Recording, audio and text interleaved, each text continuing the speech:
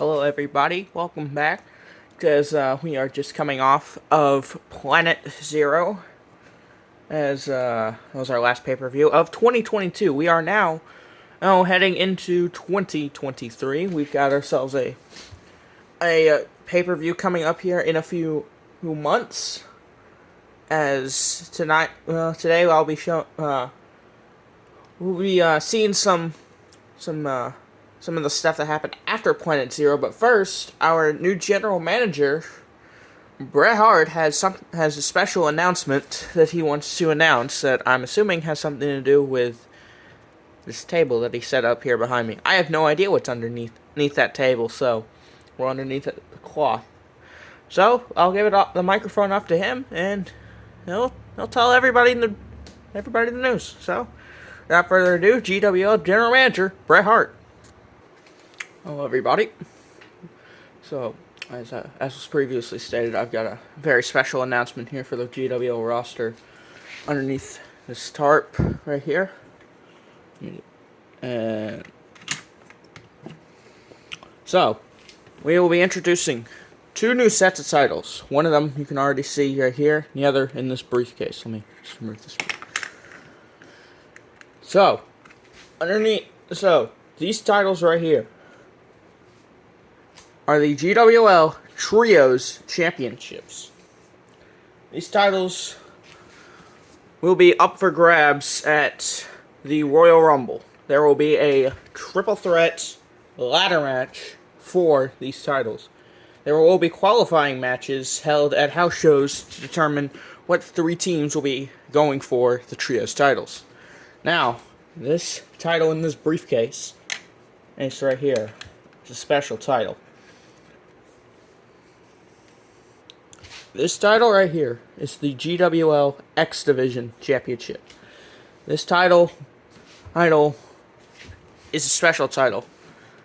While being a regular championship like the rest of ours, and a special pay-per-view that will be announced at a later date, the end of 2023, the holder of this championship can decide to vacate their championship, or in other terms, cash in their championship, depending on which way you want to put it, and get a world title shot as long as they are the holder of that title. However, they must hold the title until the end of the year. So, the way we will crown the champion is a special tournament called the GWL X Cup. Winner of the X Cup will get the title, and then they will have to defend it in pay-per-views or house shows, and if they are able to hang on and keep defending that title, by the end of the year, they can trade that in for a world title. That is all the news I have for you, so we will be turning back to your scheduled programming of finding out what happened after Planet Zero. Well, there you have it, folks. Two new titles coming to GWL, Trios and X Division. And of course, we'll be calling the action for all those matchups. But now we get into the fallout of Planet Zero. So up first for our next pay-per-view is going to be a tag team match between the Jurassic Express and Edge and Christian. Edge and Christian, of course, attacking Jungle Boy after his TV title match with Seth Rollins, and we were able to get word with Edge and Christian about why they attacked Jungle Boy, which led to the return of Luchasaurus, who had been injured for some time. So, this is what Edge and Christian had to say about why they attacked Jungle Boy. So, the world wants to know why. Why we attacked Jungle Boy, Ed? Oh, it's quite simple, you see. You see, Jungle Boy nearly ended the career of my best friend Edge once again in that Money in the Bank ladder match. Actions can't go unpunished, so me and Edge did the only thing we could do. We were going to injure him, just to let him know how it feels to sit on the couch for years, not being able to do the one thing you've been able to do for years, decades. And we're sorry that this was taken the wrong way, Jungle Boy, but we just want you to know how it feels. But of course, your dinosaur best friend just had to come back from his injury and stop us from doing the only thing that's right. So, I guess we'll be seeing you at the next pay-per-view in a tag team match. And this time, you won't escape us. Well, there you go. Some very interesting motives by Edge and Christian Cage. But up next on the card, Wardlow, after defeating Kenny Omega, even though MJF cheated, Bret Hart decided he won, and it was pretty dominant fashion too, so he decided to give Wardlow a TV title shot against Seth Rollins. So, good for Wardlow, I guess, but MJF will not be allowed at ringside as his match will be later on in the night. But next after that is another tag team match, and it's certainly an interesting one. The Brothers of Destruction, making their GWL debut, will be taking on the Cult of the Fiend. The Fiend, Bray Wyatt, and former GWL United States Champion Malachi Black. Now, we obviously weren't able to get a word with either of those, but we were able to get a word with the mouthpiece for the Cult of the Fiend, Evil Uno, and this is what Evil Uno had to say on behalf of the Fiend and Malachi. So, it seems that the media wants me to speak on behalf of our holy leader, the Fiend. But, Fiend did not give me much words to say. All he told me was, the unexpected is going to come to those who are trusted. Who that is intended for, I am not aware of. But that is all I have been given to say.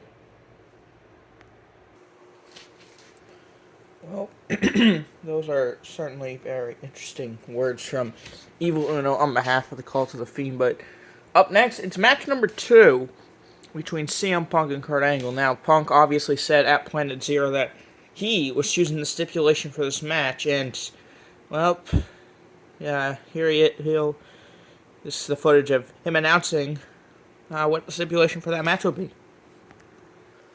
So, CM Punk, after defeating the so-called best wrestler, Kurt Angle, just because he has a gold medal doesn't make him the best in the world. I'm the best in the world at what I do. I get to choose stipulation. So, Kurt, let's put that gold medal reputation to the test. You and me, 2 out of 3 falls.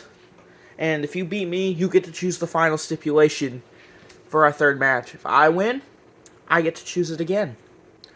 So, you better bring your A game, Kurt, because the third match is not going to be good for you. It's not going to be good.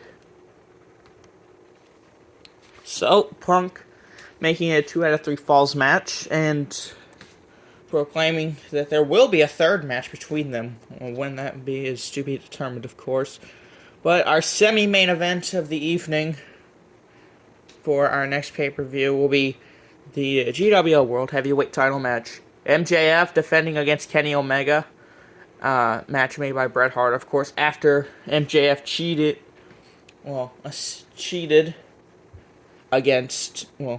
to help Wardlow against Kenny Omega. So this is what MJF had to say about that. Bret, you Canadian dipshit! I have to put the best title, my title, the World Heavyweight title on the line, and against another Canadian? And a Canadian that didn't even beat Wardlow? Like, my hand-picked protege, Wardlow? Of course, he'll never be as good as me, Maxwell Jacob Friedman, but still, you give him a TV title shot for his performance against Kenny Omega, but yet I still have to defend it against Kenny Omega? I'm noticing some bias, Bret. I'm noticing bias. But even with their bias for Kenny Omega, I will still beat him and retain my GWL World Heavyweight Championship because I am Maxwell Jacob Friedman and I'm better than you. And you know it. So definitely some interesting words from MJF, but this is what Kenny Omega had to say about Bret Hart's decision. As he definitely Definitely did not see it coming. Bret, I thank you for giving me this world title opportunity. Of course, that world heavyweight title, I am longest ever, but I didn't defeat Wardlow. That's the thing. I know MJF cheated, but for a while I thought Wardlow was actually going to beat me. But when MJF cheated, it just hit different, I guess. But MJF probably very confident that he will beat me, but I will not hold back against a man who knocked me out cleanly with a ring on his finger. And the World Heavyweight title will be back around the waist of the greatest pro wrestler walking this earth today, Kenny Omega. Well, folks, so definitely there's one of the words of Kenny Omega, the challenger for the World Heavyweight title.